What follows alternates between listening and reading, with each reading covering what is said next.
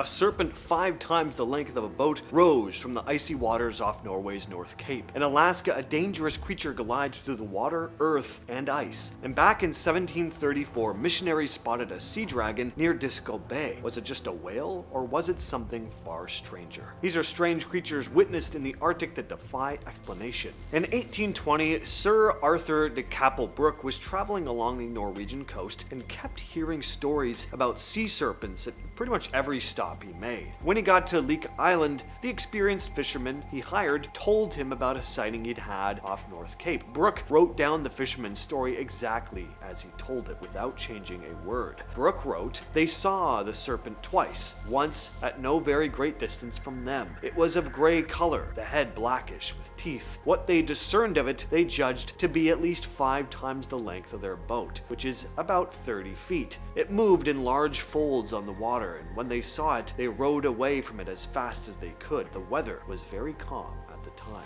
The Amikuk is one of the stranger creatures in Yupik legend. The Yupik are indigenous people from southwestern Alaska, living along rivers and the coast for thousands of years. The Amikuk is said to move through the land and sea, even through the ground itself. In water, it's described as hairless with 4 arms and leathery skin, popping out of the water to drag hapless hunters under the ice. It's also said it can swim through the earth like it's liquid, turning solid ground into quicksand beneath someone's feet. If a person is holding a walking stick, legends say the stick suddenly feels heavy as the creature works its way into the person, weakening them from the inside. The Amikuk can also take human form. In that shape, it's unpredictable but not always dangerous. Elders talk about seeing one pulling a sled across the ice, moving only in a straight line, and if you meet it, the proper response is to sit with your back to it and stay completely silent. The creature may then offer gifts, sometimes small, sometimes surprisingly valuable, only if you wait patiently. There's also a legend about what happens if you try to shoot it. It multiplies into 8 new Amikuk, making it practically impossible to kill. Back in 1734, missionaries Paul Egede and Andreas were sailing near Disco Bay, just above the Arctic Circle, when they spotted something in the water. Paul wrote 2 detailed accounts, but the version that got famous was actually published by his father, Hans Egede. It described the creature rising out of the water to the height of the ship's yardarm, showing off a long, pointed snout, big flippers, rough, wrinkled skin, and a long tail. Paul said they saw it surface multiple times as it swam away. They just sat there, mouths wide open, having no idea what they just witnessed. Over the years, people have tried to figure out exactly what it is. Some scientists like Charles Paxton think it was a whale, and that the pointed tail was actually the whale's dingus. Others think maybe it was a giant squid or a basking shark tangled in something, which could explain the strange appearance. Some researchers like Lars Thomas and Carl Schuker think it could have been a more evolved whale, related to extinct species like Basilosaurus, rather than some mysterious, completely unknown animal. Whatever it was, though, the Egede Sea Serpent is one of the earliest and most detailed Arctic sea monster reports. Next on the list is the Qalupalik. Inuit stories describe it as a kind of humanoid sea creature with green,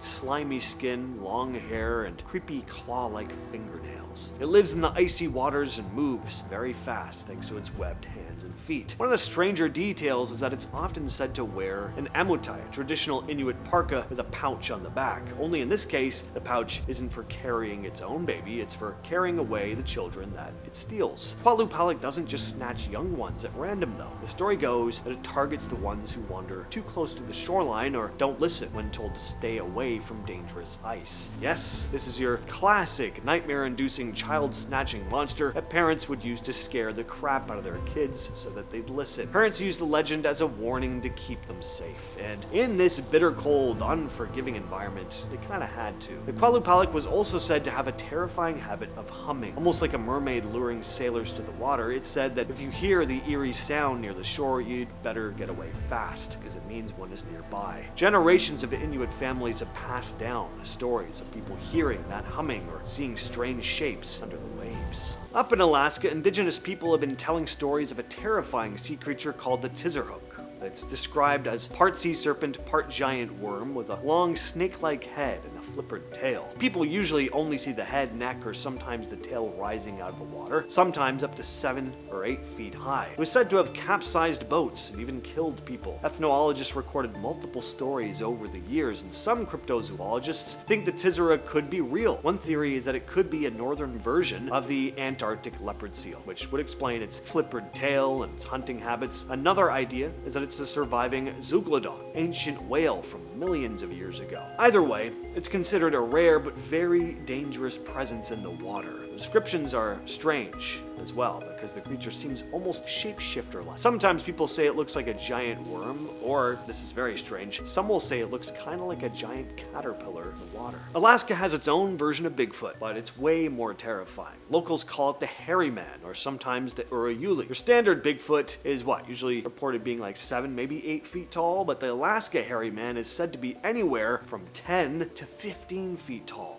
Long arms and glowing red eyes. Stories of this thing go very far back. Hunters talk about being followed, hearing huge footsteps behind them. Some say it lets out these awful screams that echo through the trees. There are also old stories about kids who wander too far from camp being taken by the hairy man. And I know I say this kind of thing a lot, but honestly, if there's anywhere something like this could exist, Alaska is one of those places. The wilderness feels endless, with thick forests and foggy valleys, places where you could walk for days without seeing another person. If something that big wanted to keep out of sight, that's exactly where it would be. The Kushtaka, sometimes called the land otter man, is one of the creepiest legends out of Alaska. It comes from the folklore of the Tlingit people, a shapeshifter that can move between looking human and looking like an otter, or a mix of the two. And it sounds like it'd be a friendly creature, because otters are one of the most adorable animals in the world, but the Kushtaka isn't exactly cute, at least not always. People say it makes this eerie whistle that goes from low to high to low, and if you hear it out in the woods or near the water, you're in trouble. In some versions of the stories, it's actually helpful, saving people from freezing to death by turning them into a Kushtaka so they can survive the cold. But in most tales, it's just straight up malicious. The creature is said to use that eerie whistle, which mimics the sound of a crying baby or a woman in distress, to lure people toward rivers. Once someone gets too close, they're either ripped apart by the creature or transformed into another Kushtaka, never able to return to their human life. In 1961, marine biologist Finn Devold told a BBC radio audience about a strange sighting in the Barents Sea while aboard the research ship Johan Hort. He spotted something rising out of the water as they passed the North Cape. He said, quote, "It looked like something standing up from the sea about a yard above the surface. I pointed at it and told Mr. Soon, 'What is that?' And when he discovered it, he told the wheelman to turn the ship against it, and we moved against this obstacle about 200 meters, and it sank down in the sea again.